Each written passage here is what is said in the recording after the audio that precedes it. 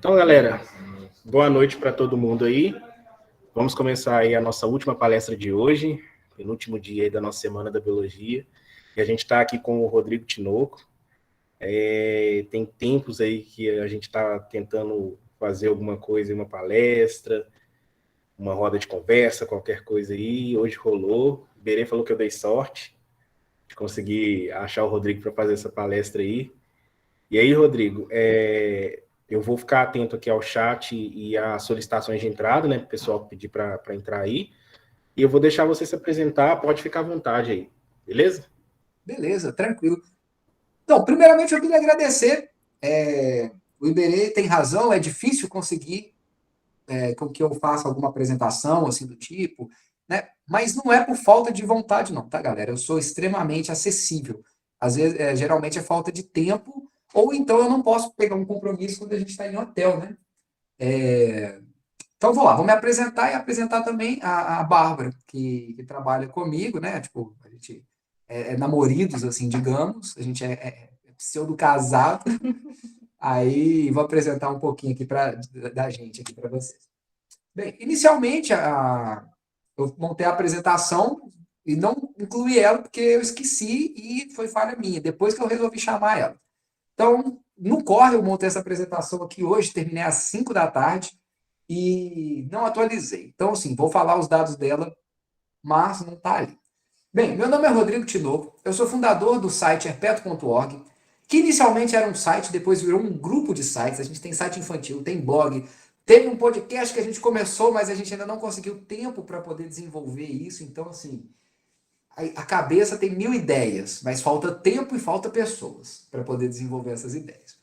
Bem, eu entrei na PUC Minas, na unidade de Betim, no ano de 2005. Me formei em 2009. Deixa eu aumentar isso aqui, porque tá difícil aqui de eu ter minha colinha. Eu, desde então, me formei, comecei a trabalhar com parte de gestão ambiental, fiquei ali um ano e pouquinho, não estava curtindo nada disso, cheguei a trabalhar no Instituto de Pesquisa, na UFMG, mexendo com divulgação científica, isso em 2006, 2010, mais ou menos. Antes mesmo, por exemplo, do canal Manual do Mundo ser conhecido. Então, assim, a gente já começava a tentar fazer divulgação científica nos primórdios, assim, bem no inicinho. Aí eu não estava curtindo nada e fui para consultoria ambiental. Entrei em contato com minhas amigas, com os meus amigos que faziam trabalho de consultoria. Eu já tinha acompanhado um pesquisador durante a graduação. E aí eu falei, quer saber? Eu gosto disso, eu vou fazer isso. E aí eu comecei a entrar em contato, falei, Sara, Camila, me leva para campo, Adriano, me leva. Eu vou de voluntário, eu vou de não sei o quê. Eu vou, eu quero ir, não quero saber para onde, não quero saber como. E aí começou a aparecer as oportunidades. Tipo assim, demorava. No início foi bem complicado. Assim, era uma a cada 6 meses, uma a cada 3 meses. O valor que entrava de caixa era praticamente nenhum. Mas quando eu estava na UFMG, eu fiz uma reserva para eu poder ficar pelo menos uns 6 meses ali, mantendo o meu custo de vida, que é muito baixo. Né? Então, eu consegui fazer uma reservinha e ficar relativamente tranquilo nesse início. Além de consultor ambiental, eu sou membro do Boitatá, né? Acho que eu estou como coordenador regional, eu acho que esse é o nome do meu cargo mesmo, mas eu participo muito menos do que eu gostaria com o pessoal do Instituto Boitatá. Eu queria realmente ser muito mais ativo, não só queria, como eu pretendo conseguir conciliar minha agenda melhor e trazer o Instituto Boitatá mais aqui para o Sudeste, né? Tipo, afinal de contas, eu sou o coordenador regional, né? Então, se dane o Iberê. Eu que tenho que coordenar aqui no Sudeste.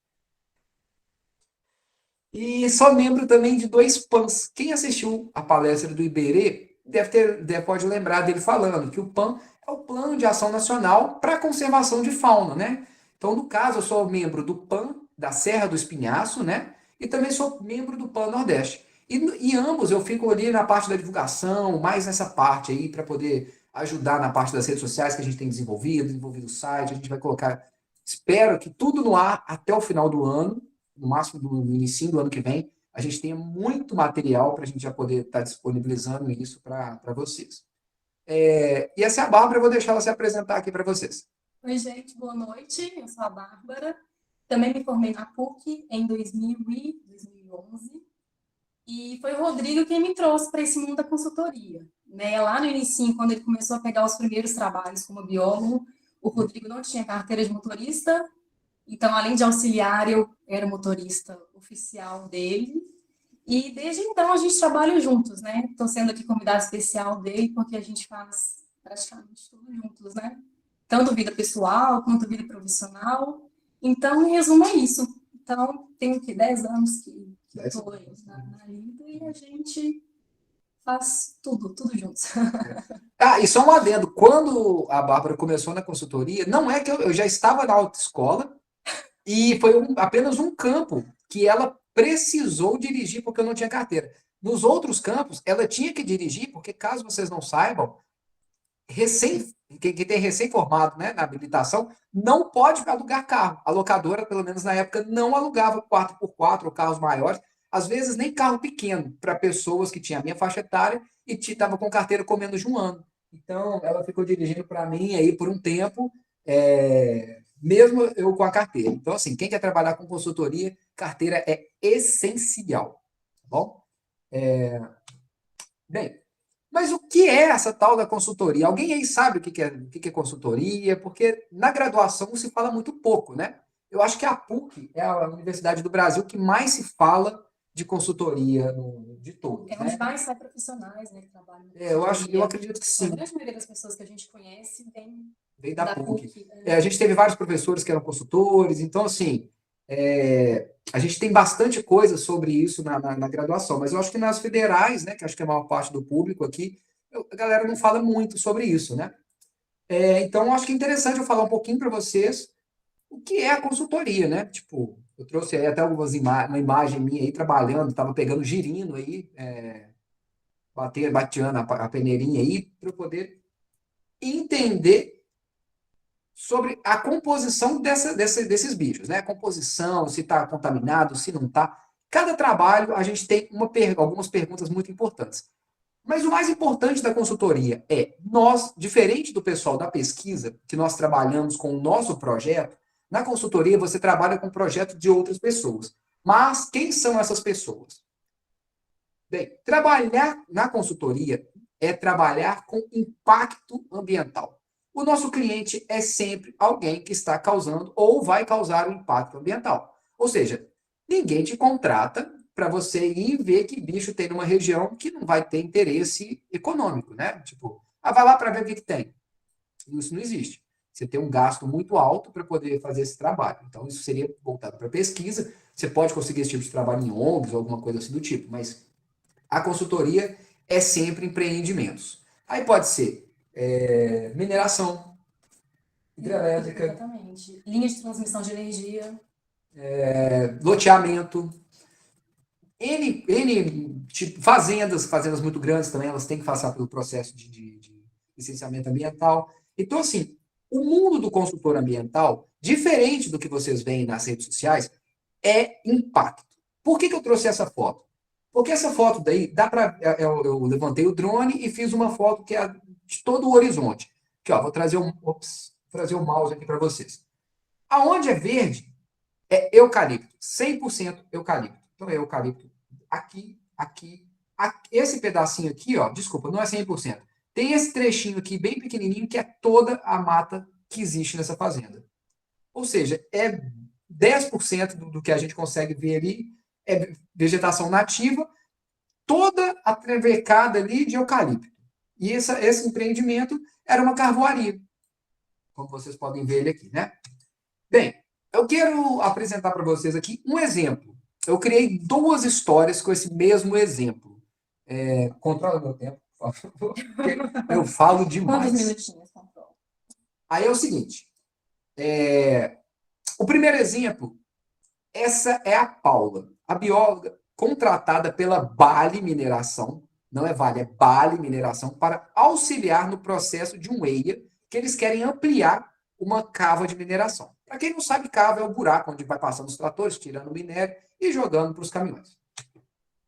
Bem, aí a Paula, o que aconteceu? Ela conversou com o pessoal lá do meio ambiente, que já está mais tempo na empresa, e descobriu que eles vão precisar de fazer um EIA-RIMA.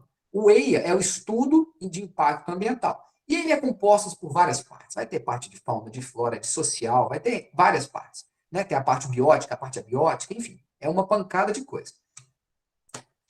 Tá vendo? Eu até trouxe aqui, ó. É um dos processos para poder fazer essa ampliação de cava, é esse estudo de impacto ambiental fauna-flora, né? Geralmente, depois do estudo de impacto ambiental, costuma-se ter um monitoramento dessa fauna, para a gente poder entender como está acontecendo, né? O que está acontecendo realmente com esses bichos. No EIA, a gente levanta as espécies e a gente supõe, né, digamos assim, os impactos que vão ter. A gente calcula quais vão ser. E no monitoramento, a gente vê o que está acontecendo, se os impactos estão sendo mais rápidos, mais lentos, se está tendo, se não está tendo. Ele meio que vai checar aqueles impactos descritos no EIA e ver como que a fauna está evoluindo. Bem isso. Bem, aí o que aconteceu? A Paula, sabendo que ela ia precisar de fazer esse EIA, ela entrou na internet lá, entrou no Instagram, viu 2 empresas de fauna, entrou em contato com as 2, ligou, decidiu que ela ia trabalhar com a rede ambiental. Bem, a rede não tem todos os profissionais como CLT, né, no seu quadro de funcionários. Então, eles entraram em contato lá com os gestores, né, que podem ser, também são consultores ambientais, são analistas ambientais, digamos assim. Eles trabalham também com essa parte da consultoria, né, mas eles são CLTs, ou seja, eles têm carteira assinada e trabalham apenas em uma empresa, o que não é o nosso caso.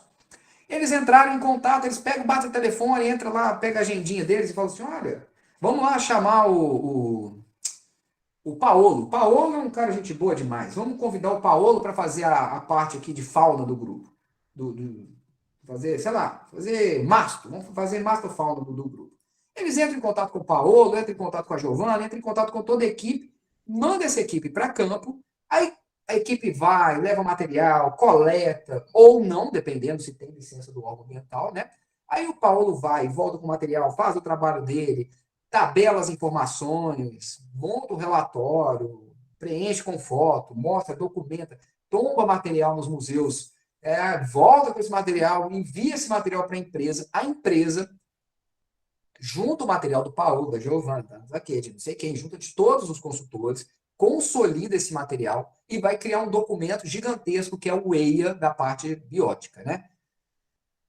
Esse EIA volta para o cliente, ou seja, a Paula vai ter acesso a esse EIA para ver se ela está de acordo ou não com o que está escrito ali, né? Então, ela vai meio que influenciar ali, dependendo da situação, ela pode acabar influenciando um pouco. Afinal de contas, é como se você tivesse contratado um pedreiro para ir na sua casa e colocar um porcelanato. O pedreiro fala que tem que ser da cor X, mas se você não gostar da cor X, você pode pensar, né? Fala, não vou colocar essa cor aqui, não. Eu posso cancelar a obra. Entendeu? Aí, se o pedreiro quiser, ele pode aceitar mudar alguma coisa, ou não, né? Falar, vamos mudar um pouco, vamos mudar isso aqui, vamos, em vez de fazer maior, vamos colocar um pouco menor, vamos mudar a forma que está escrito. Geralmente, eu nunca tive, até hoje eu nunca tive problema, na verdade eu tive uma única vez, problema de tentarem mudar meu relatório. Queriam que eu colocasse umas informações que eu não tinha base científica para eu poder colocar. Era uma pergunta que eu não conseguia responder somente com a campanha que eu tinha feito. E aí eu me neguei a fazer e tal. Mas isso aí eu vou falar um pouco mais para frente. Bem, esse foi o primeiro exemplo. Vocês conseguiram entender basicamente como é que funciona esse esquema aí da consultoria? Sim. Então eu vou dar o segundo exemplo de como costuma acontecer na realidade. Vamos colocar um exemplo mais real, porque aquele é mais utópico, né? É mais sonho. Bem, agora a gente não está falando mais da Paula. A gente está falando da Luísa. Luísa é uma mulher extraordinária. Há pouco tempo, ela infelizmente perdeu seu pai por uma doença grave. Mas seu pai deixou uma fazenda enorme na região de Ouro Preto para Luísa. Luísa é arquiteta. Ela não entende nada de criação de fazenda. Nada. Não entende nada. Não sabe separar salsinha e coentro, como se fosse fácil. Mas ela não sabe diferenciar as duas. Ela é arquiteta e tal, ela não gosta disso. Falou, quer saber, eu vou vender essa fazenda, eu vou lotear e vou vender os lotes. E aí ela conversou com a Janete, que é a esposa dela, e as duas entraram, foram do banco, pediram um empréstimo, foram lá, conseguiram lá R$500 mil para poder conseguir fazer esse loteamento, fizeram o cálculo, sabia que depois ela ia ter um retorno ali de 1 milhão, ia conseguir pagar o financiamento, ia resolver a vida dela. E aí ela ia ter dinheiro para comprar a casa própria, se casar com a Janete, e viver a vida dela viajando, enfim, ela ia ter uma vida bem tranquila. Só que aí o que aconteceu? Tanto ela, tanto a Luísa quanto a Janete, elas não tinham muita informação sobre o que elas iam precisar. E elas se depararam com essa necessidade do EIA-RIMA. Como elas não têm muita verba, não têm muito conhecimento, não têm o histórico na consultoria, né, desse tipo de estudo, elas entraram na internet, foram lá, procuraram as empresas, ela achou a Chifrim Ambiental, e a Chifrim Ambiental foi a que cobrou o menor de 5 orçamentos. O preço dela era metade da quarta colocada. É claro que para ela, é simples, né? Vou contratar uma empresa, rapidinho eles vão lá e fazem isso, e resolve o meu problema. Bem, um EIA, ele precisa de ter pelo menos 2 campanhas, na maioria das vezes. Uma na chuvosa e uma na seca. Às vezes acontece do órgão, sei lá por que, pedir uma campanha só. Mas é muito raro. Então, assim, por regra, são 2 campanhas. Então, geralmente, leva pelo menos 1 ano para poder ficar pronto esse documento. Mas as pessoas não sabem disso, né? Tipo, Luísa não tinha a menor noção disso. E ela foi lá, contratou a Chifrim Ambiental. Eu mudei o nome da empresa, era Motosserra, mas enfim, eu esqueci, desculpa. Mas agora vai ser a Chifrim. E aí, lá na Chifrim, Jair, que é sócio responsável pelas contratações, ele fez o cálculo lá e falou assim, eu vou cobrar aqui 100 mil para fazer esse estudo e eu vou contratar um profissional mais baratinho que tiver, que é uma fazenda, né, gente? A área já está toda destruída. Pensou Jair, que não é da área ambiental. E aí ele quer nem saber da qualidade do estudo e tal, foi lá, divulgou a vaga dele no grupo do LinkedIn. E aí, nessa correria ali e tal, o pequeno Enzo, recém-formado, falou, vou lá tentar entrar em contato. Aí Enzo mandou currículo, e o currículo dele bateu lá entre outros 20 currículos. Jair ligou ali para os 10 primeiros, perguntou preço, perguntou não sei o quê, negociou com a galera.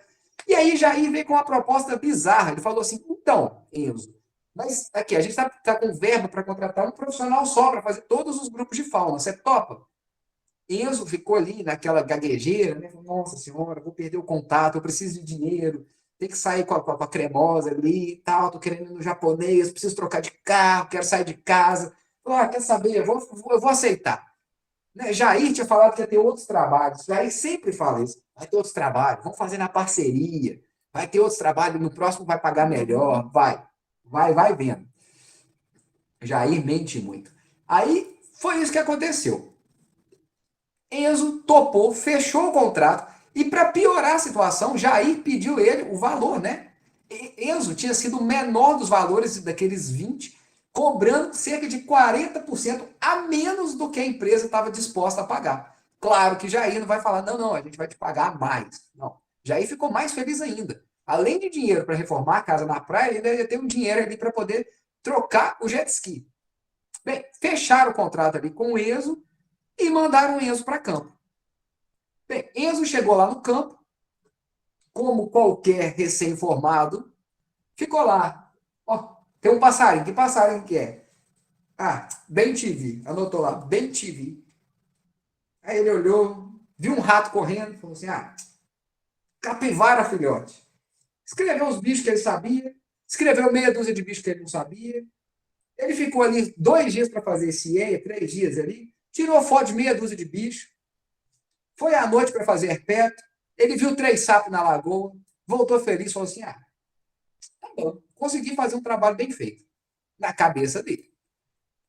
Voltou para casa, entrou no Facebook, no Instagram, foi ali nos contatinhos do WhatsApp dele, aí tinha alguns consultores famosos que ele conhecia do WhatsApp, né? Vamos pensar aqui, por exemplo, ele foi lá no Hugo Fernandes, biólogo que está estourado aí, né? Super famoso. Aí ele foi lá no Hugo, falou assim, Hugo, estou precisando aqui de uma ajuda, achei esse bicho aqui lá no sítio da minha mãe, que bicho é esse? O Hugo na parceria ali, né? Camaradagem, virou para ele e falou assim, então, isso aí é um preá. Deu o nome científico e tal. E aí Enzo caladinho, foi lá, anotou, preá, e foi. Aí ele chegou no amigo herpetólogo, pediu ajuda, a galera não cobrou nada, foi tudo na faixa. Enzo é um cara de sorte, tem network, foi super bem. E aí a galera foi identificando os bichos, Enzo anotou aqueles nomes, mas não conhecia nada sobre aqueles bichos. Começou a escrever o relatório, chegou na parte da estatística, Enzo não lembra de nada de estatística, não sabe rodar os programas estatísticos, não sabia analisar, entrou no YouTube, lá no canal do Biólogo Maneirinho, terminou o relatório, todo baseado ali no YouTube e tal, tá? Ficou ali 30 dias fazendo relatório, conseguiu montar o relatóriozinho dele e mandou o relatório lá para a Chifrinha Ambiental. Bem,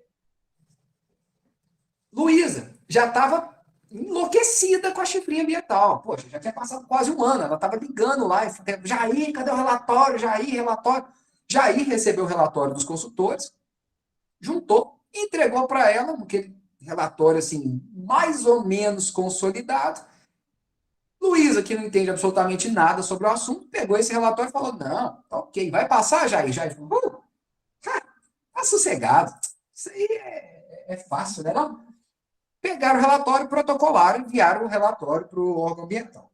Pronto. Aí vem a pergunta, esse relatório vai ser aprovado ou não? Eu, como consultor, vou te dizer, não sei. Talvez seja, talvez não. Porque quem vai definir se o estudo está bom ou não, se o estudo vai precisar de mais campanhas, não vai precisar de mais campanhas, é o órgão ambiental. O máximo que nós, como consultores, fazemos na vida real é sugerir. Tipo, não foi suficiente 2 campanhas, vamos precisar de mais uma.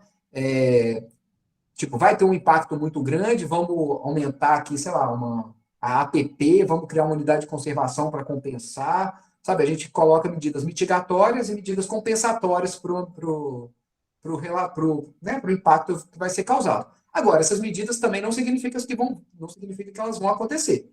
Quem vai determinar isso é o órgão ambiental. Nós só temos o poder, né, como técnicos, de ir a campo, identificar, fazer uma boa análise, interpretar o que vai acontecer com esse, durante, né, de impacto nesse empreendimento, e aí a gente manda para o órgão avalia, e aí o órgão é que vai desenvolver toda essa parte de aprovar ou não aprovar.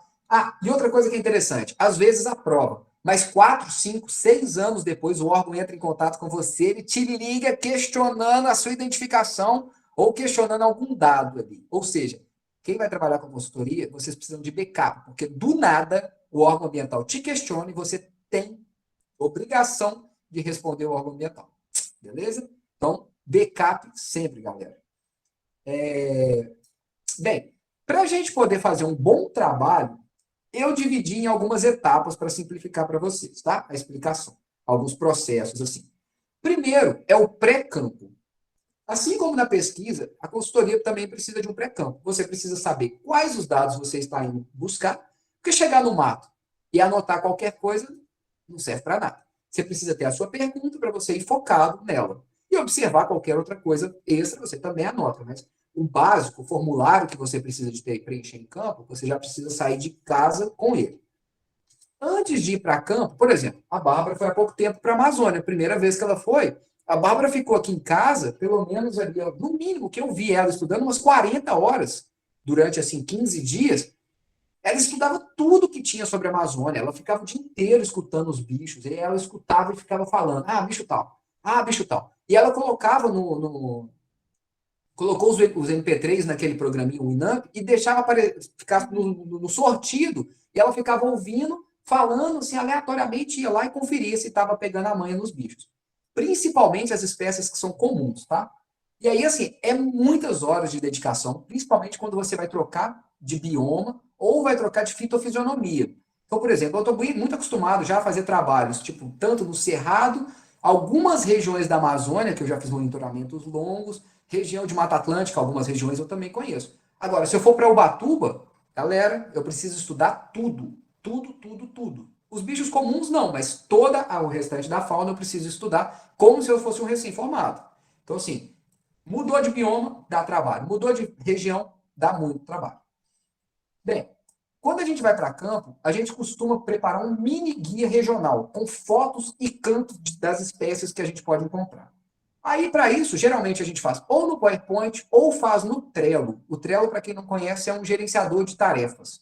Ele é muito bom para isso. A gente tem até algumas coisinhas assim do tipo tipo, alguns quadros nele que tem ajuda a diagnose dos bichos que a gente vai anotando e tal. Eu tenho a memória tipo a Dory do Procurando Nemo, então precisa anotar, né? Bem, a gente começa a pegar, a gente pede os empreendedores, né, o pessoal da empresa, né, que mande para a gente os mapas para a gente poder entender a dinâmica, né, do campo, a gente poder entender onde é que tem os pontos de água, a gente vai marcando quais são as estradas aparentemente acessíveis. Então a gente marca a rota principal, as rotas secundárias. Se tiver uma fazenda que a gente não pode entrar, a gente já vai lá e tica ela de vermelho para a gente não ter risco de tomar tiro. Porque eu não sei vocês, mas eu sou alérgico total à bala. Se eu tomar um, tem risco de eu morrer. Então, não quero tomar tiro, prefiro morrer sem tomar. Então, a gente precisa entender, né, os impactos que aquele empreendimento vai causar. Porque, por exemplo, aqui tem uma foto de uma lavoura. Né? Então, a gente tem literalmente ali uma divisa assim, do que é natural do que é lavoura.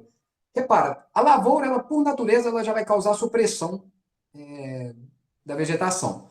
Ela já vai expor o solo, ela já vai liberar partículas no ambiente, ela já vai diminuir a umidade relativa do ar, ela já vai criar aqui estradas de acesso que vão fazer com que animais sejam atropelados, ela vai criar efeito de borda nesse trecho de mata que antes não havia esse efeito de borda. Ou seja, é uma uma cadeia de impactos que vão ser geradas, às vezes por uma coisa que uma pessoa que não está treinada a ver os impactos passa desapercebida. Nesse pré-campo também eu coloquei a obtenção da licença, que geralmente quem faz é a empresa, né? Mas o consultor, ele pode estar, quem trabalha com consultoria, pode estar dentro da empresa ou ele pode estar fora. E a carta de aceite, que é quando a gente liga, por exemplo, liga aí, Maria Rita, vou fazer um trabalho na região da Serra de Ouro Branco, eu posso depositar os bichos aí? Ela me manda um papel autorizando depositar os bichos no museu, e aí a gente tem que protocolar esse trabalho junto no pedido de licença. Bem, aí a gente tem a segunda fase, que é o campo no campo. Essa é a parte que todo mundo quer. Essa é a parte que vocês vão ver os biólogos no Instagram. Estou aqui, meu escritório, pá, aí o cara sempre tira foto na cachoeira.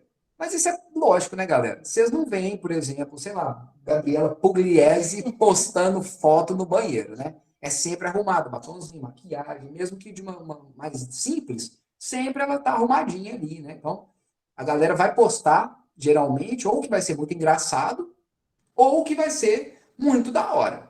Mas isso é, sei lá, 10% do meu dia eu fico em campo, assim, digamos, é minha dedicação em campo. O resto é todo deslocamento, resolvendo problema logístico, hotel, enfim. Campo é a menor das nossas da parte que a gente faz, né, durante os trabalhos.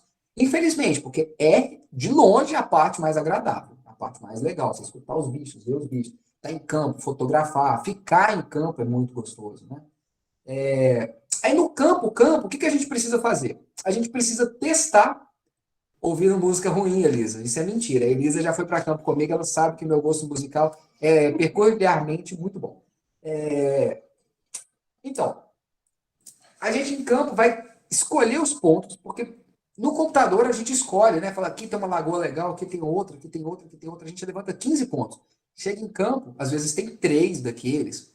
E às vezes aparecem umas lagoas que você não sabia, não esperava. Um riacho que não dava para ver pelo satélite. Então, assim, em campo a gente testa o pré-campo. Eu gosto muito de testar andando à noite, porque de longe eu já sei onde é que tem mais ou menos os bichos e tal. Então eu faço um pré-campo diferenciado do que geralmente o pessoal faz. Mas para isso eu preciso de um pré-campo, preciso saber os acessos, as estradas, já ter conversado com os proprietários, né? E o que mais acontece em campo é problema logístico. Todo campo tem problema logístico. É um carro que estraga, é um pneu que fura, é uma porteira que está trancada. Então, assim, para trabalhar com consultoria, você precisa gostar de resolver pepino. Tem que descascar abacaxi todo dia. Bem, o que eu coloquei aqui mais? Problemas logísticos negados, acesso negado para o proprietário. E a gente vai fazer o que em campo? Né? No EI, a gente vai fazer o inventário da fauna. Durante o monitoramento, a gente faz um inventário, mas a gente também tem outras observações que a gente costuma fazer, geralmente marca para ver se está tendo captura, recaptura, tamanho populacional, tem várias coisas assim que a gente responde em cada um dos processos do licenciamento. Em campo, a gente costuma fotografar, filmar, gravar os bichos em campo, que é muito importante. Quando nós temos licença do órgão ambiental, coletar material, galera, porque não adianta eu falar que eu vi um bicho, eu preciso ter um voucher desse bicho, ou seja, eu preciso ter a gravação, preferencialmente, ter foto, ter o corpo do bicho depositado no museu com o número de tombo. Lembrando, quando a gente vai para campo, a gente vai visitar o entorno de um empreendimento, né? Então, na ADA, que é a área que vai ser diretamente afetada, geralmente aquilo vai ser tudo cortado. Ninguém nunca mais vai pisar nesse lugar. Imagina só, eu vou fazer uma hidrelétrica. Eu chego na área, fiz as análises e tal, fui lá, coletei os bichos.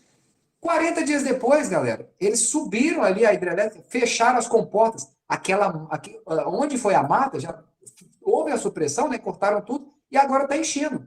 Os bichos que eu não encontrei jamais vão ser encontrados por mais ninguém. Eu vou ter as últimas fotos daquele ambiente do jeito que eles eram antes. Jamais aquele ambiente vai voltar a ser o que era antes. Então, assim, documentem tudo que vocês puderem. Fazem muita foto, tudo que é ângulo do ambiente, sabe? Porque isso é muito importante para entender a dinâmica do que está acontecendo no futuro e até mesmo como registro histórico, porque a gente sabe, né? Infelizmente, muito em breve os bichos só vão existir no museu. Bem, outra parte que é altamente desgastante do campo é o campo no hotel. Algumas vezes a gente fica em hotel que tem piscina, sauna, mesa de totó, rede. A gente fica próximo à praia, de frente à praia. Mas é isso. Quem trabalha, vez ou outra com consultoria, ainda consegue ir lá curtir a piscina um pouco e tal. Agora, quem trabalha mesmo com consultoria, você que quer virar consultor mesmo, galera, esquece. Com sorte, num trabalho de 10 dias, você vai lá e pula por 5 minutos na piscina com a consciência pesada, sabendo que você está com um relatório atrasado por 3 dias para entregar.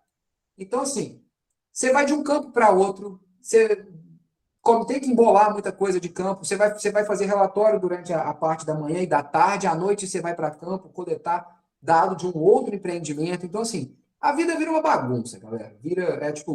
Pauleira full time. Então, assim, quem quer trabalhar com consultoria para poder ter uma renda mínima, é trabalhar full time, assim, para você poder conseguir ter uma renda legal. Senão, você não vai conseguir ter uma renda legal.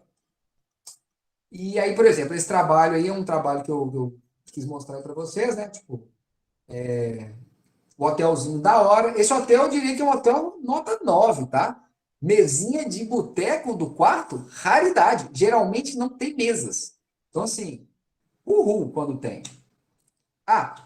Se você perguntar para mim ou para os consultores com quem geralmente eu ando, piscina no hotel ou mesa no quarto, galera, todo mundo vai falar mesa no quarto, não se discute. Bem, quis trazer um pouquinho da nossa intimidade em campo, porque eu acho muito importante ver e mexe para quem me segue nas redes sociais, me ver postando umas coisas bem aleatórias. Olha aí, que da hora. Eu aqui, quarto sem ar-condicionado, a gente estava no litoral, 38 graus nesse dia, eu só de cueca, trabalhando com o notebook, grudado na minha pancinha, um calor do cão, e tô aí, trabalhando com, olha a ergonomia, olha a postura, que delícia de se trabalhar. Nessa postura aí, linda e maravilhosa, por 5, 6 horas, escrevendo um relatório do jeito que dá. Aqui do lado tem a Bárbara trabalhando na postura ergonômica padrão de campo. Isso quando a gente enfia as pernas embaixo da cama e fica trabalhando assim. Eu já pensei até em comprar umas mesinhas portáteis e tal, mas nem todos os trabalhos a gente consegue carregar a quantidade de material que a gente precisa. Aqui, ó, tem uma foto minha fotografando em campo. Olha só, sabe essas fotos que eu faço no fundo branco? Galera, nem sempre a gente consegue levar na mala o que a gente quer. Às vezes não tem espaço. Esse daí eu improvisei. Limpei ali um pedacinho do para-choque de um Gol que a gente estava fazendo no campo. E nem sempre é 4x4 da hora, não, galera. Muitas vezes é carro bem pé duro, né? Limpei ali e tô fazendo as fotos ali. Então, assim, campo, galera, vai ter muito improviso. Aí aqui sou eu trabalhando em campo também. Estava no hotel em Mariana. É um videozinho, vamos ver se ele passa aqui.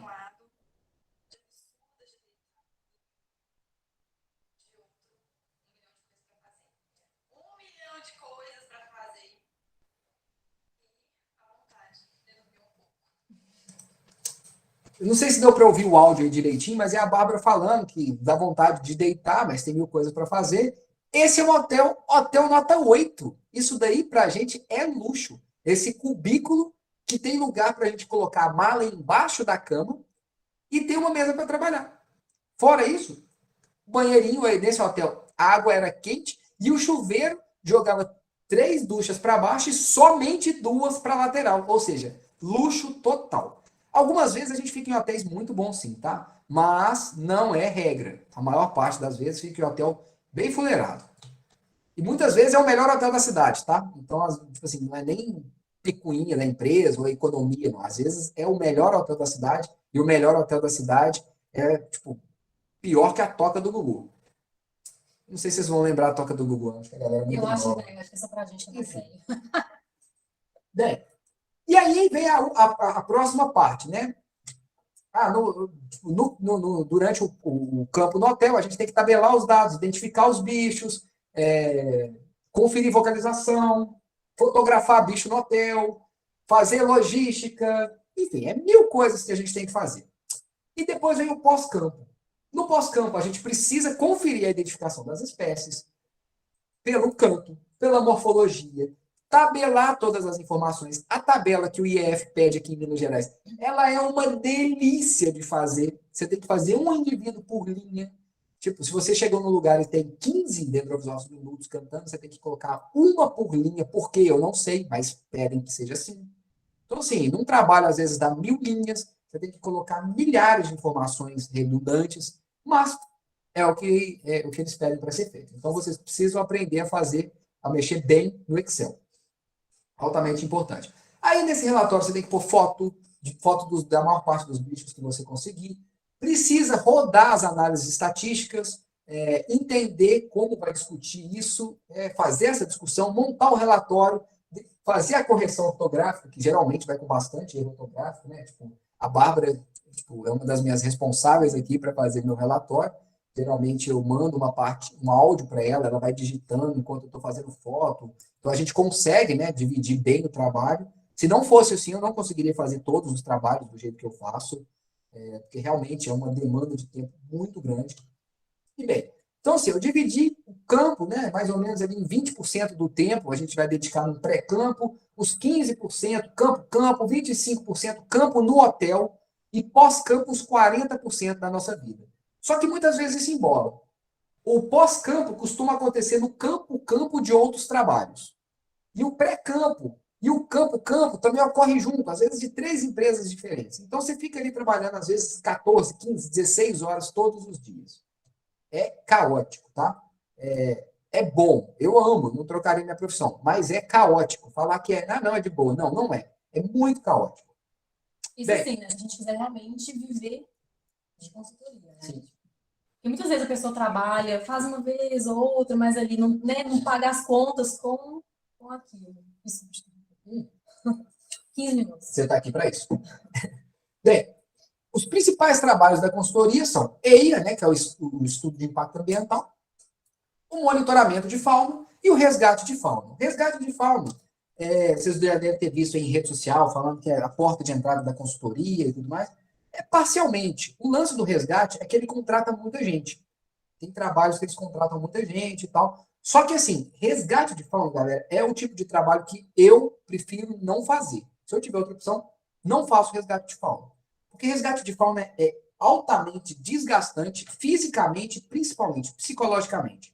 Bem, vocês já viram fotos de resgate de fauna? Alguém aí já viu fotos de resgate de fauna? O Luiz e eu, a gente já trabalhou com... Maravilha, então vocês vão poder confirmar aí para a galera. E rendeu uma consulta no pneumologista, depois de 3 meses de resgate. Isso é o resgate de fauna, galera. É daí para pior. Luiz, Renan, não é verdade?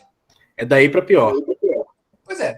Assim, você vai trabalhar atrás de um trator, ou atrás, tipo assim, atrás de um trator com 15 motosserras ligadas na sua cabeça, full time, tentando achar algum bicho no meio dessa confusão.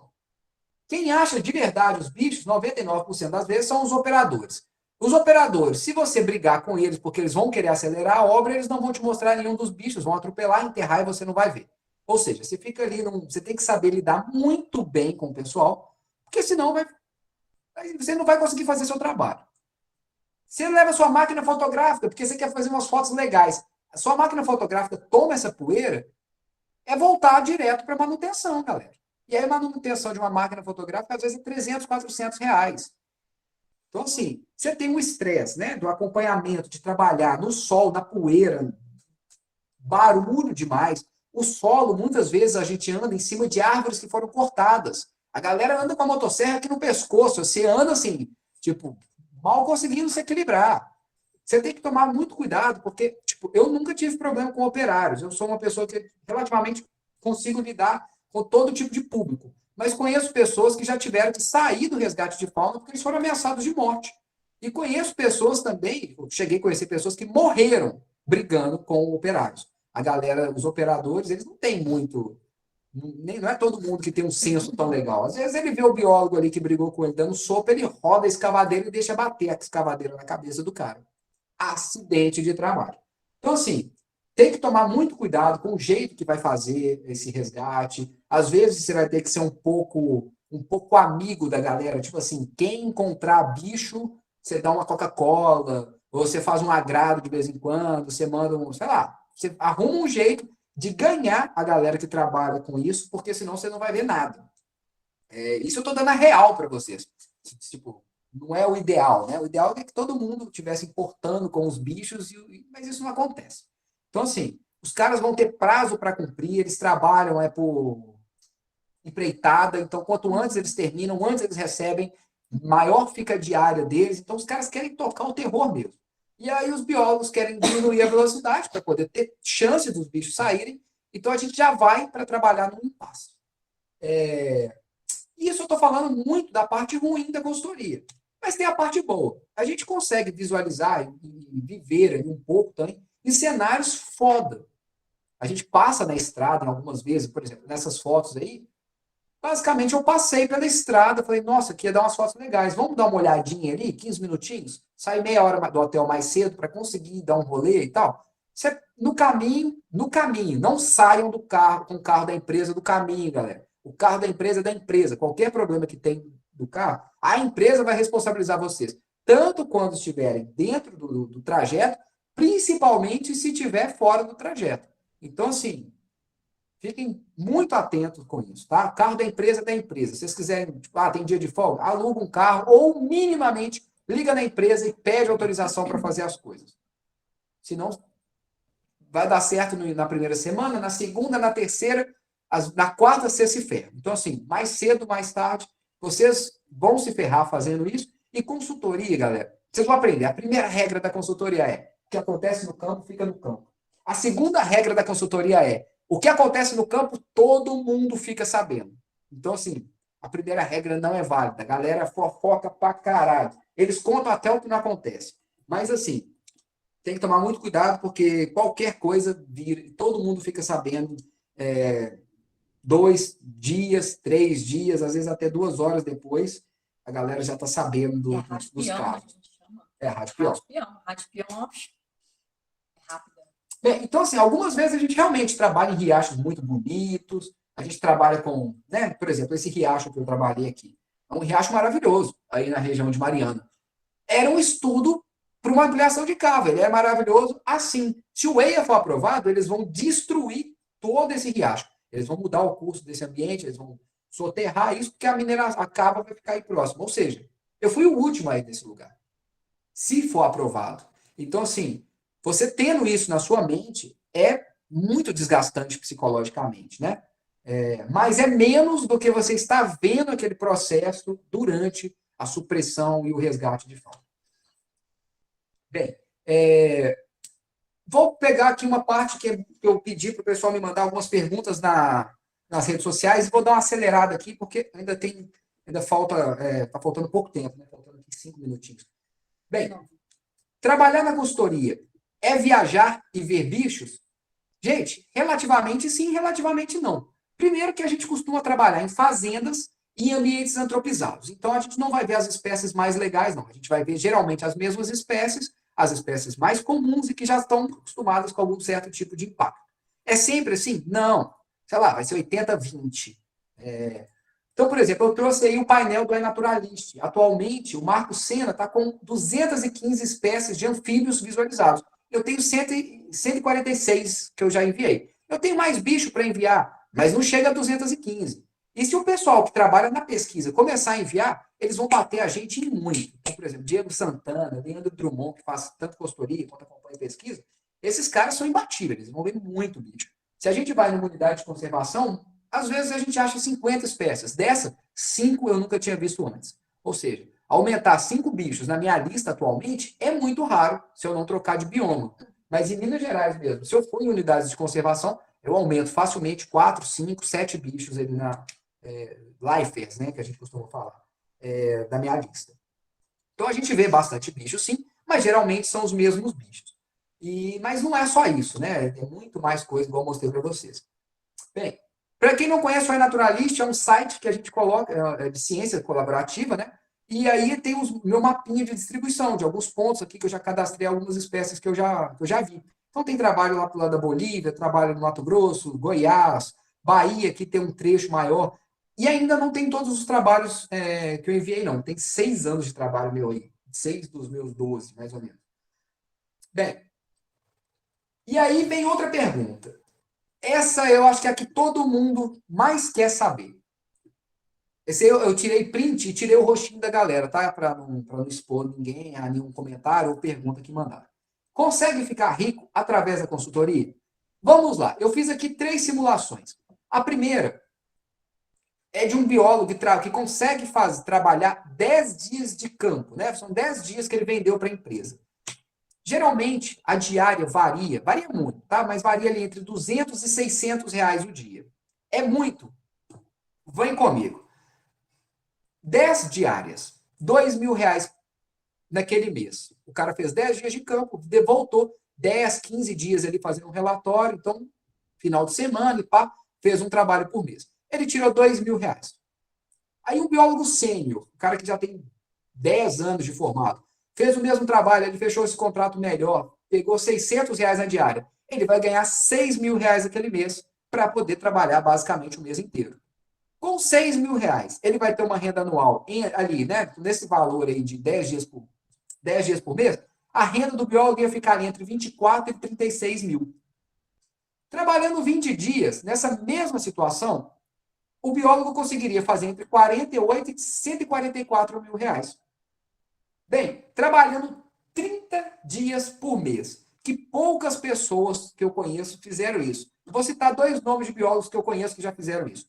2 não, vou citar alguns mais. Adriano Marques aqui, que foi o cara que me treinou para campo, eu já venho fazendo isso por curtos períodos de tempo. Renato Gaiga fazia isso e eu fazia isso. Bárbara também, por um tempo, ela fez bastante isso também, mas foi um tempo mais curto. Eu fiquei cerca de 2 anos trabalhando quase 30 dias por mês para poder conseguir ter uma renda um pouco melhor. Só que quando o trabalho é longo, o valor da diária cai. Então, você tem uma equação que, às vezes, não vale a pena ficar muito tempo em campo. Então, por exemplo, nessa época, minha diária era na faixa de 300 reais para eu trabalhar 30 dias no mês. Então, eu tinha ali uma renda de, vamos supor, 9.000 reais. É uma renda boa. 9.000, poxa, ótimo. Tá ótimo. Eu com 9.000 estava bem. Vamos lá. Próximo passo. Biólogo precisa emitir nota fiscal. Cerca de 27% do seu faturamento vai para a nota fiscal. Então, você vai pagar impostos, tem CR Bio, você tem que pagar plano de saúde, previdência privada, você não tem direito a férias, no meu caso, né, que não sou CLT, não tem FGTF, eu não tenho estabilidade, ou seja, o trabalho que eu receber, eu tenho que diluir isso durante 1 ano ou 2 anos. O mercado oscila muito. Então, por exemplo, tem mais de 1 mês que eu estou sem trabalho, eu estou em casa aproveitando aqui, né? Então, assim, eu vou para um campinho aqui, vou para outro campinho ali. Então, às vezes, pode acontecer, por exemplo, tem 6 meses que eu estou em casa, tem 4 meses que eu estou em casa sem receber, então eu tenho que gastar, fazer essa reserva, né, essa gordurinha. Tem calote que a empresa dá. Então, a empresa te contrata para fazer um negócio, aí o cliente não paga a empresa e ela não tem como te pagar. Aí ela fala, devo, não nego, pago quando puder. E aí fica nessa, e às vezes demora 1 ano para pagar, 2 anos. Tem casos que a empresa não paga. Então, assim, tem os impostos, né, que eu comentei. Os valores de consultoria de antigamente eram muito melhores em relação ao salário mínimo do que atualmente. Antigamente, um consultor ambiental, dependendo do trabalho, ganhava um salário mínimo por dia, ou meio salário mínimo por dia. Isso um cara, um pleno, um biólogo pleno. Hoje, um sênior não tira isso, sabe? Então, assim, o sênior aí está tirando 600, num contrato muito bom ali, às vezes uns 700, um contrato extraordinário, o cara, sei lá, tira 800. Mas são trabalhos lendários, curtos e de alto impacto. Por exemplo, quando teve, se tiver igual, né, ter esses desastres, assim, tipo o rompimento daí de Mariana, de Brumadinho, nesse caso, a Vale vai vir louca pagando um salário altíssimo por, sei lá, 3 meses, enquanto eles estão fazendo o processo de contratação real e o salário vai despencar depois. Então, assim, são janelas de oportunidade que existem, mas são muito curtinhas. Mas voltando a falar sobre o trabalho, valores, né? Vamos falar que o cara tirou ali, ó, vamos lá, 216 mil no ano. Olha que salário foda. O cara tá rico, não tá? Vamos pegar preços de mercado. Onix, 63 mil reais. Aí tá na promoção 58. Um Cobalt, 71 mil reais. Olha só. Tirando os impostos, o cara levou para casa 157 mil reais. Vamos supor que a renda dele, o valor ali dele de vida, né, o custo de vida, vai ser na faixa de 3, 4 mil. Aluguel, água, luz, manutenção de equipamento, plano de saúde, tudo mais vai 4 mil, 5 mil reais por mês. Sobra para ele aproximadamente 100 mil por ano. Ou seja, ele juntar dinheiro durante 1 ano, ele consegue basicamente comprar um carro, pagar o seguro e, né, ter o gasto dele ali. A pessoa que consegue comprar um carro, entre aspas, popular por ano, para vocês é rico? Para mim, não é. Longe disso. Bem, aí vamos pensar, esse cara quer comprar uma casa. Peguei aqui um print qualquer, né? Tipo, apartamento, 2 quartos em Belo Horizonte. Em um bairro médio. Não é um bairro bom, tipo, não é um bairro nobre, também não é um bairro simples, né? 300 mil reais. Apartamento com 2 quartos. Ou seja, o biólogo vai ter que juntar o dinheiro, se ele conseguir juntar 100 mil por mês, ele vai demorar 3, 4 anos para conseguir dar entrada nesse apartamento. Quando chega daqui a 3, 4 anos, esse apartamento vai estar 350, ou seja, vai ser uns 5 anos para ele comprar um apartamento. Para mim, gente, não é ficar rico.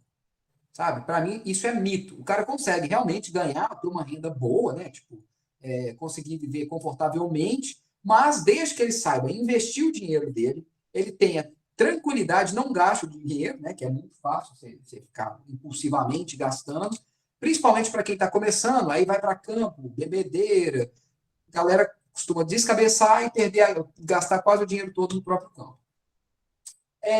Fizeram um comentário para mim que eu achei muito interessante.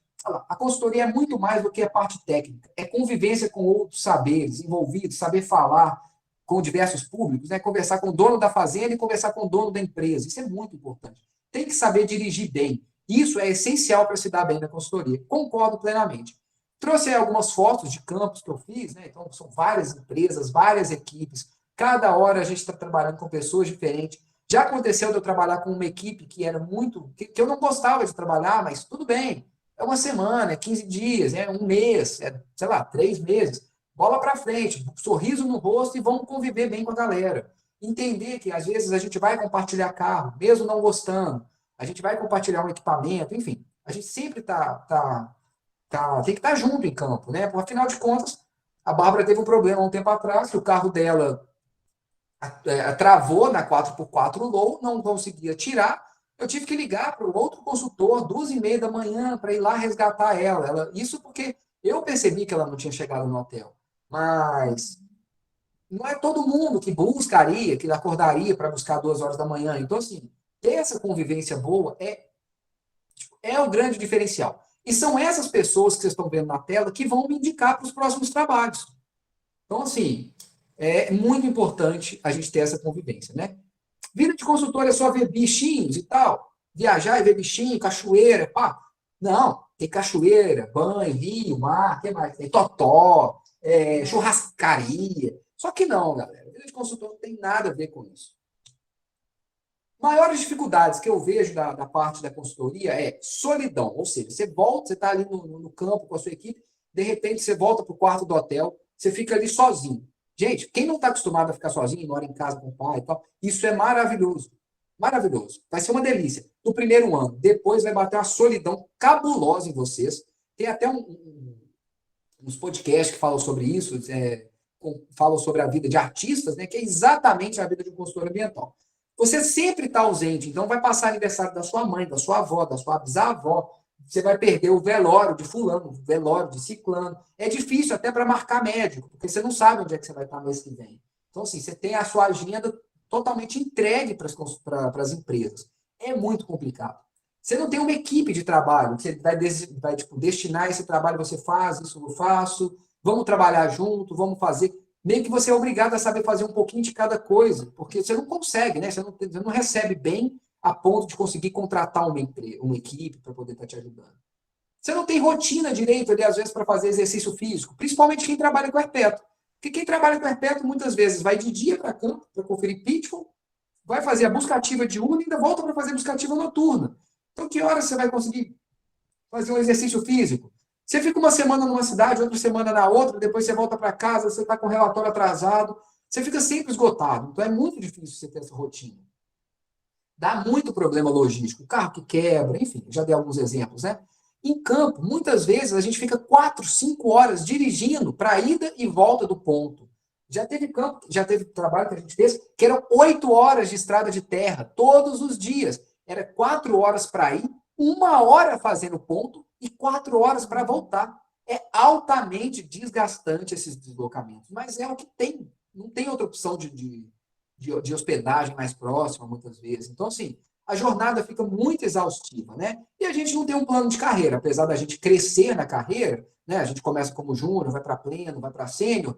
Geralmente, os valores da diária você só vai receber como sênior quando o trabalho exigir sênior. E sobre jornadas exaustivas, vamos lá. E puxando um outro gancho. Dirigir tranquilamente. Vocês lembram que estava escrito lá? Tipo, dirigir bem é essencial. Isso aí são fotos de trabalhos que eu estava. No primeiro aqui eu coloquei só uma direção normal mesmo. No segundo foi uma Toro, que o moço foi atravessar, o consultor foi atravessar. Ele, na hora de voltar, na ida atravessou sossegado, filezinho. Na volta, o rio encheu. Ele encheu 10 centímetros, suficiente para entrar água no cano de descarga. A caminhonete apagou dentro d'água e deu PT numa Toro, 0 quilômetros, toda eletrônica. Entrou água no painel, na central, começou a entrar água e tal. Ferrou, foi tudo. Do lado, foi um Palio, de um dos primeiros trabalhos que eu acompanhei.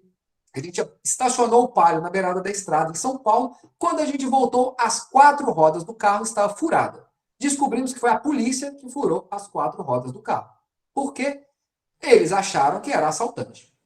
Decidiram furar. Furaram o pneu, a gente, por sorte, estava fazendo a parte de urna, né? Então, a gente conseguiu buscar um borracheiro, resolver o problema. 5 horas que eu fiquei dentro do carro esperando, porque senão tinha risco de roubarem todas as peças. Bem, do lado foi um acidente de um amigo meu que estava em campo, a gente estava meio que em comboio, ele era o último, ele saiu da pista e foi parar no meio do nada, no meio do mato. Por sorte, ele estava bem devagar, não se machucou, mas deu PT em uma L200. E aqui é o caminhão indo buscar esse meu colega. Aqui foi a gente subiu, na volta tinha chovido, a estrada desabou. Simplesmente, a estrada desapareceu, foi lixiviada.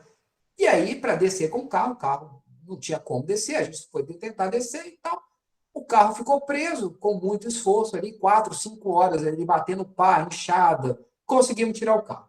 Um capotamento, o cara entrou rápido demais na curva, né? Achava que dirigia muito bem.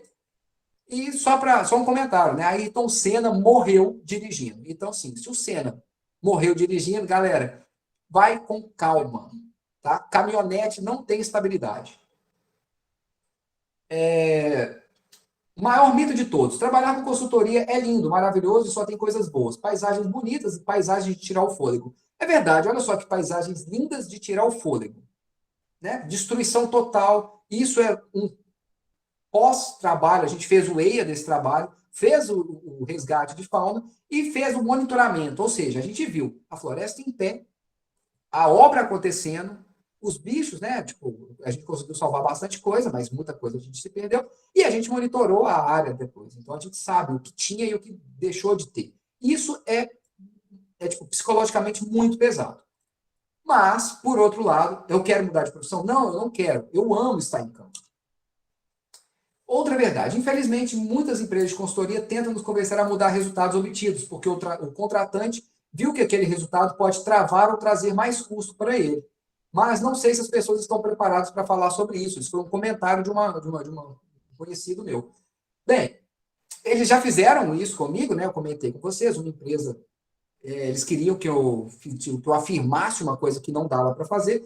Eu bati o pé, falei que eu não ia fazer, não autorizaria, e se qualquer alteração no meu relatório, eu entraria com processo. Não fizeram, né? Mas também nunca mais me chamaram para trabalhar e falam mal de mim em campo. Eu não estou preocupado, porque essa empresa, do mesmo jeito que eles falam mal de mim, eles vão falar mal dos outros biólogos que estavam trabalhando comigo. E nós temos nome no mercado. Então, assim, se a gente for disputar nome desses biólogos todos, dessa equipe inteira de biólogos com a empresa, eles vão estar repetindo isso. Todo mundo vai saber que essa empresa é picareta. E eu prefiro não trabalhar para a empresa picareta. Então, assim, se for para trabalhar, né, fazendo picaretagem, fazendo merda, eu prefiro trabalhar com outras coisas. Eu não preciso ser, né, obrigatoriamente consultor. Trabalhar com qualquer coisa. Para mim, qualquer profissão é digna e tal. Tem milhares de opções. Eu não preciso ser consultor. Então, eu prefiro não trabalhar com esse tipo de empresa. Então, fala mal de mim, não estou nem... Deixa para lá. Bem, fala, Tino, poderia falar um tópico sobre captação de cliente. Galera, eu não sei falar sobre esse tópico. Não sei. O que eu sei fazer é manter clientes. Por eu ter construído o site, eu nunca mandei nenhum currículo para ninguém. Eu sempre usei as redes sociais para fazer meu network, eu conversava com muita gente, eu entrei, em vez de eu entrar pedindo para o mercado, eu entrei oferecendo, eu sou voluntário no site, e com isso várias pessoas me indicavam para trabalho, às vezes elas não podiam ir, me indicavam, e aí eu ia, trocava ideia com essa galera, agradecia, tinha outro trabalho para poder indicar. Então, assim, eu fui sempre no network. Eu não sei fazer captação de cliente, eu nunca trabalhei com isso.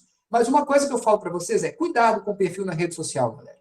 Porque tem coisa assim que parece que a gente não precisa falar, mas tem gente que fala, né? Tipo, nossa, eu devia estar trabalhando, mas eu tô aqui na cachoeira. Galera, o contratante está te vendo. A galera da empresa está te vendo. Está vendo você de biquíni na cachoeira, no horário que era para você estar trabalhando, entendeu? Então, assim, tá vendo você enfiar a cabeça embaixo de um carro atolado, e o técnico de segurança está assistindo isso. Cuidado com as redes sociais. Porque o que eu sei é fidelizar cliente, eu não sei captar. Então, assim, vou falar um pouquinho, né, sobre como fidelizar. Quando estamos a serviço, galera, a gente está 24 horas pela empresa. Então, assim, eu vou lhe tomar só uma cerveja. Beleza. Você quer tomar sua cerveja? Galera, toma. Você quer fumar seu cigarro? Fuma. Mas não esqueçam que o povo, principalmente no interior, é altamente preconceituoso. Muitas vezes, o camarada vai estar ali fumando o baseado dele, sente. Não, o que eu faço no meu tempo livre não interessa a ninguém. Beleza, vamos ao raciocínio. Zeca, dono da fazenda, contratou a motosserra ambiental que te contratou para ir para campo. Zeca é preconceituoso. Ele é aquele cara da família tradicional brasileira. Ele vê você trabalhando na fazenda dele, fumando maconha, ele vira para o camarada e fala: eu não quero esses drogadinhos aqui na minha fazenda, não. Não quero essa equipe. Tira, senão vocês estão fora. O que vocês acham que a empresa vai fazer? Comprar o boi da galera? Não vai. Vocês vão rodar. Então, assim, qualquer coisa que vocês forem fazer, façam no quarto, na moada e tal. Não fica postando. Não fale mal da empresa, do empreendimento. Principalmente em café da manhã da empresa, restaurante na hora do almoço. Cidade pequena, todo mundo conhece todo mundo. Muitas vezes você vai estar falando mal, sei lá, do empreendimento, e o dono do empreendimento está sentado do seu lado. Bem, outra pergunta que me fizeram aqui é uso de drones. Vale a pena, compensa investir? Depende. Depende muito. É um diferencial legal, mas é importante você investir em algum diferencial. Quem gosta de tecnologia, é legal. Drone ajuda a ter uma visão muito boa do cenário e entender uma visão macro. É essencial? Não. É interessante? Eu gosto. Eu acho que valeu a pena para mim. mas eu não vou falar que vocês precisam gastar 5, 7 mil reais para poder comprar um drone e que isso vai te dar garantia. Não sei. Então, assim, invista tempo e dinheiro na sua formação. Né? Então, assim, aprendam muito bem o Excel, o Word, um pouco de programação, ArcGIS, aprende a navegar em GPS, que seja no celular, que seja no Garmin, aprenda a dominar as ferramentas que você tem. Se puder, faça curso de direção, assiste vídeo de off-road no YouTube, sabe? Pegue um pouquinho ali, tira uma semana e fica assistindo vídeo sobre mecânica. Mecânica faz muita diferença em campo. Às vezes, solta um cabo da bateria, vocês vão ficar ali 12 horas parados. Melhore a sua ortografia, aprenda a escrever um pouco melhor, entenda mais sobre equipamentos fotográficos, aprenda sobre estatística, faça cursos de estatística.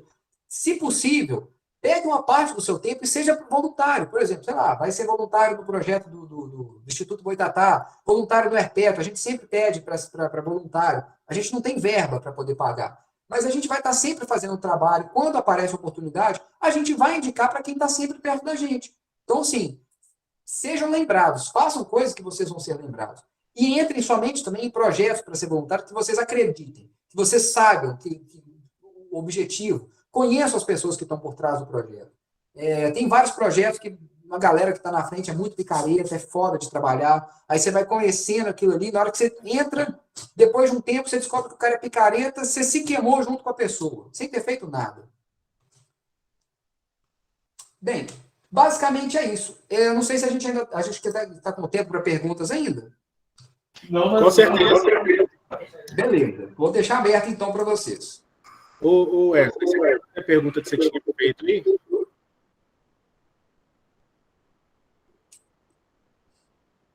Eu vou olhar no chat, só um minutinho. Ô Rodrigo, esse é seu?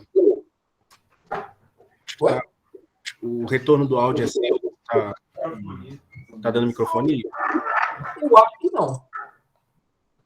Tá só no... Eu tô só com o áudio do celular mesmo. Ah, beleza. Mas eu posso desligar o microfone aqui, qualquer coisa. Eu acho que normalizou agora também.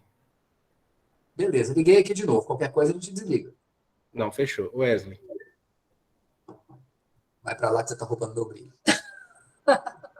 Mandei no chat aí, fica melhor. Mandou no chat? Deixa eu ver se eu consigo... Eu lembro aqui. Ele falou assim, o setor ambiental pode ser autuado por causa do contratante não seguir a legislação? Sim e não. Depende muito. Então, o órgão ambiental, por exemplo, tem um amigo meu que ele tomou processo porque ele estava... É um processo, assim, processo administrativo. E cuidado, gente, com a opinião que a gente vai emitir sobre outros biólogos, tá? Principalmente tratando de alguma coisa tipo... Vamos entender o que aconteceu, por exemplo. Esse pesquisador, um grande pesquisador, ele estava fazendo um trabalho de consultoria ambiental, ele chegou num lugar e viu ali uma sínax. Aí ele pegou a sínax, esticou a pata da sínax para poder ver se por dentro era roxo ou azul, porque é isso que vai diferenciar a espécie A e B. E tirou uma foto num relatório e colocou a foto no relatório desse jeito. Tá. A empresa pegou essa foto, mandou essa foto para o relatório, e esse cara foi atuado, porque não tinha licença de captura. O IBAMA considerou que ele esticar a pata foi um crime ambiental. Então, assim, não foi um erro da empresa, foi um erro do consultor que passou pela empresa e ele tomou uma multa. Então, assim, tomem muito cuidado, porque o IBAMA dá muita multa administrativa que não faz o menor sentido, tá? Então, assim, tem muita história que a gente... Por exemplo, Richard, a gente escuta muitas multas dele. Se a gente for olhar, entender... Eu não estou falando que tá? Eu não conheço as histórias. Mas pode ser que várias delas sejam multas bobas. Por exemplo, você está na Amazônia, sua licença venceu, você voltou 3 dias atrasado, você vai ser acusado, digamos assim, de tráfico. Na hora que você bater no aeroporto, a licença está vencida, o jornal não quer saber se você tem licença, não. Vai sair lá a sua foto no jornal sendo, sei lá, acusado de tráfico de animais, por exemplo. Então, assim, tentar entender o que acontece antes sempre. Mas, geralmente, o que pode acontecer é o seguinte, o maior risco, né? Por exemplo, você manda um relatório, a empresa altera seu relatório e protocola alguma coisa, que não tem nada a ver. Aí o IBAMA vai vir em cima de você, vai vir em cima da empresa, e aí pode sobrar assim para a gente. Por exemplo, identificação que foi totalmente feita errada. Afinal de contas, você assinou uma RT. Então, você é o responsável técnico daquele grupo, né? Então, no meu caso, eu assino a RT de um Herpeto. qualquer erro na Herpeto, a responsabilidade é minha. Se a empresa for picareta e alterar meu relatório, eu vou ter que provar que a empresa alterou meu relatório. Tipo, um e-mail mostrando que não foi aquilo que eu enviei para a empresa, provavelmente vai ser suficiente. Eu nunca tive problema com isso, não. Bacana.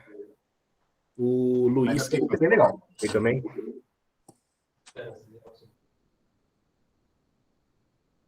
Boa noite, Luco. Boa noite, Bárbara. Tudo bem? Eu tenho duas perguntas, na verdade. Eu já trabalhei de auxiliar com a Lili, auxiliar de Herpeto. Acho que você já trabalhou com ela também, Maria. Eu tenho duas perguntas.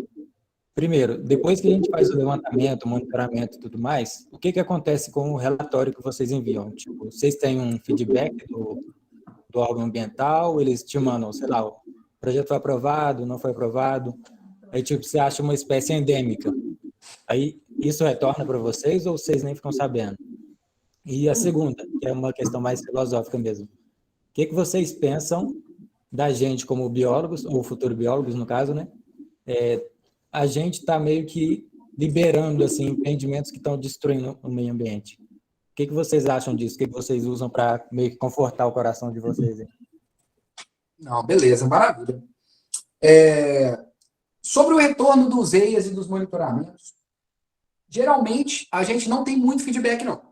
Se você procurar saber, você consegue até alguns feedbacks e tal. O problema é que o processo é tão lento, na maioria das vezes, que às vezes você vai ter que procurar saber 1, 2, 3 anos depois.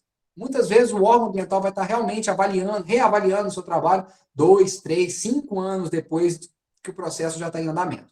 No EIA, eles avaliam inicialmente, mas depois eles podem realmente vir com questionamentos extras.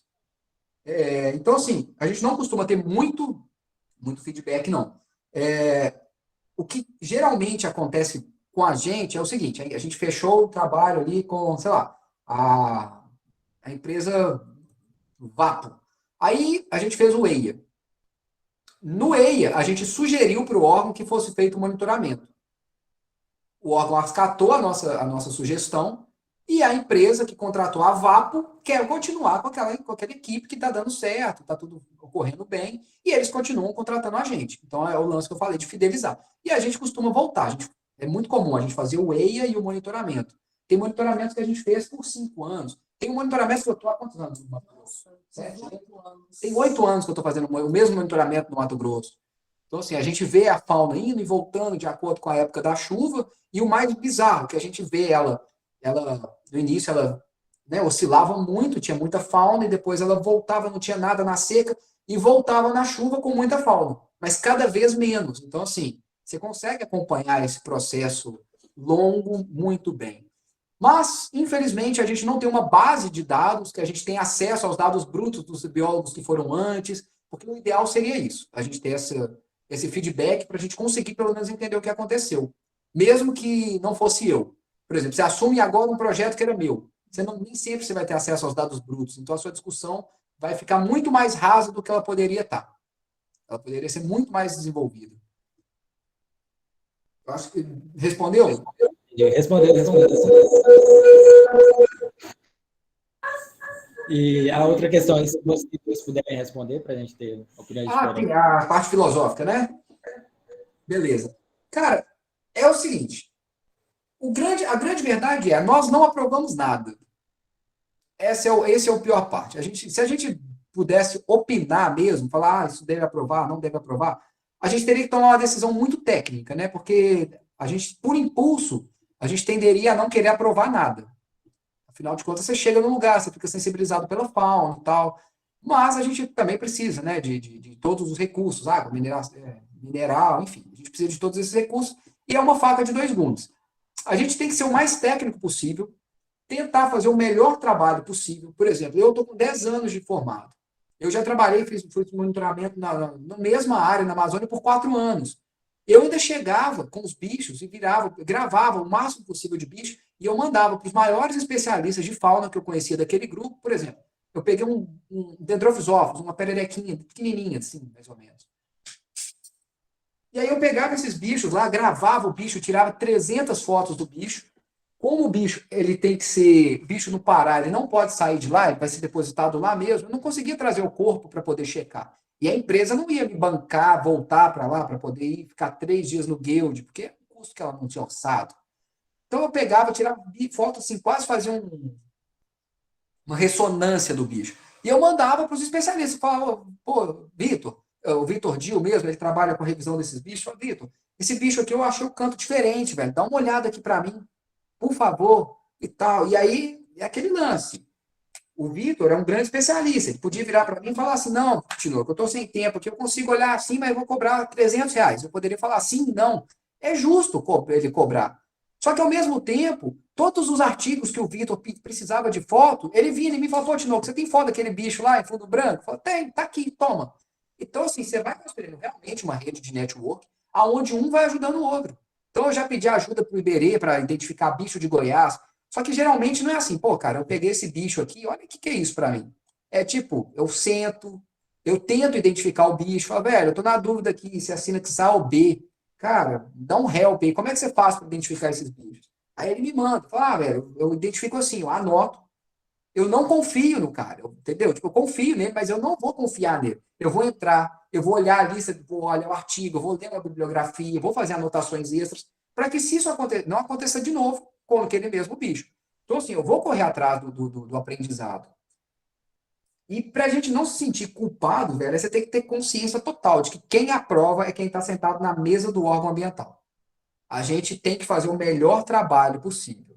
O trabalho ficou ruim, cara, meu relatório vai estar escrito. A campanha não foi eficiente. Durante a estação seca, choveu, o que atrapalha. Durante a estação chuvosa, não estava chovendo. Porque o IBAMA determina isso por data, né? Então, assim, não é por índice pluviométrico. Aí eu coloco no relatório. Precisa de campanhas extras. Às vezes o IBAMA pede, às vezes ele não pede. Se ele não pede, cara, infelizmente não tive a ver com isso. Porque estava lá, está protocolado, está pedindo, eu fiz o que eu podia. Então, assim, é o que eu consigo colocar assim, na minha cabeça para evitar de sofrer com isso. Agora, quando eu estou trabalhando em resgate de fauna, velho, eu fico abalado, muito abalado. Eu fico psicologicamente destruído de você chegar você chega, você vê ali um campo de futebol de mata nativa, bromélia, orquídea, tudo ali, o coati correndo. Cara, à tarde, 5 horas da tarde, você chega, os caras devastaram o campo de futebol inteiro. Tá tudo morto no chão. Você fica ali um mês, velho. Tipo, é como se fosse assim, sei lá, um bairro que foi inteiramente destruído em um mês. Por isso eu não gosto de fazer resgate de fauna. Eu não consigo lidar muito bem com isso. Se tiver, às vezes, você tem que fazer pela grana, né? Mas é foda. E você, Bárbara, o que você acha? Se você puder responder, se você quiser também. Nossa, eu concordo 100% com o Rodrigo. Ele falou tão bem que eu acho que eu nem sei se eu tenho muito a acrescentar. É uma faca de dois gumes, né? Porque a gente precisa de trabalhar e, ao mesmo tempo, né, o nosso trabalho não é, né, mil maravilhas, não é tão... Existe uma parte muito pesada, né? Nesse sentido. Então, a gente fica meio assim, realmente balanceado. Você precisa daquilo dali, mas ao mesmo tempo aquilo dali te traz um mal-estar, né? A consultoria ambiental é isso, né? A gente trabalha sempre com o lado negativo do trabalho, né? É sempre um impacto. Exatamente. É sempre voltado para a destruição. Inclusive, né, quanto mais assim, mais desastre, mais coisas ruins acontecem, mais biólogos estão aí tendo possibilidades de mercado, né, de trabalhar. Né, igual quando estourou Brumadinho, nossa, o pessoal não estava em casa, o pessoal estava ralando, ganhando dinheiro, contente, feliz, mas ao mesmo tempo a cidade estava devastada, as famílias estavam devastadas, né, então... E isso daí que a Bárbara comentou até me puxou um gancho aqui, cara. Nessa onda, quando teve a destruição, né, Brumadinho e tal, a Vale chegou a me cogitar para me fazer a contratação direta, oferecendo um valor enorme e tal, mas não queria estar envolvido com isso. Aí eu neguei, fui chamado para participar do processo de resgate inicial por algumas empresas também, neguei. A galera que foi para campo, velho, que eu conhecia já de outros trabalhos, sigo em rede social, sempre com posturas que, tipo assim, eu não acho legal, velho. Tipo, o pessoal tava hospedado na região de Brumadinho, uma cidade em luto, velho. E você via a galera postando festa no quarto de hotel, fraga. Então, assim, todo mundo tem o direito a se divertir e tudo mais, velho, mas assim, a cidade tá em luto, sabe? Imagina, sei lá, se aí teve Mariana aí do lado, velho. Se bobear, alguém perdeu o parente, e aí, de repente, chega um tanto de gente de fora e começa a fazer festa enquanto você tá chorando ali por um assassinato, praticamente, sabe? Uma tragédia, velho. Então, tem que ter muita postura para estar em campo, velho. Sensibilidade, Muito, né, acima de tudo. muita empatia. Exatamente. É foda, assim. E aí, o pior é você ver uma galera e você tem que ficar meio quieto, assim, às vezes, porque dá vontade de xingar todo mundo, mas você não tem nada a ver com aquele processo, né, velho? Então, às vezes, a vontade de engolir, né? Ô, Rodrigo, eu vou interromper a gravação aqui. Show. Ô, galera, eu não vou segurar vocês, não.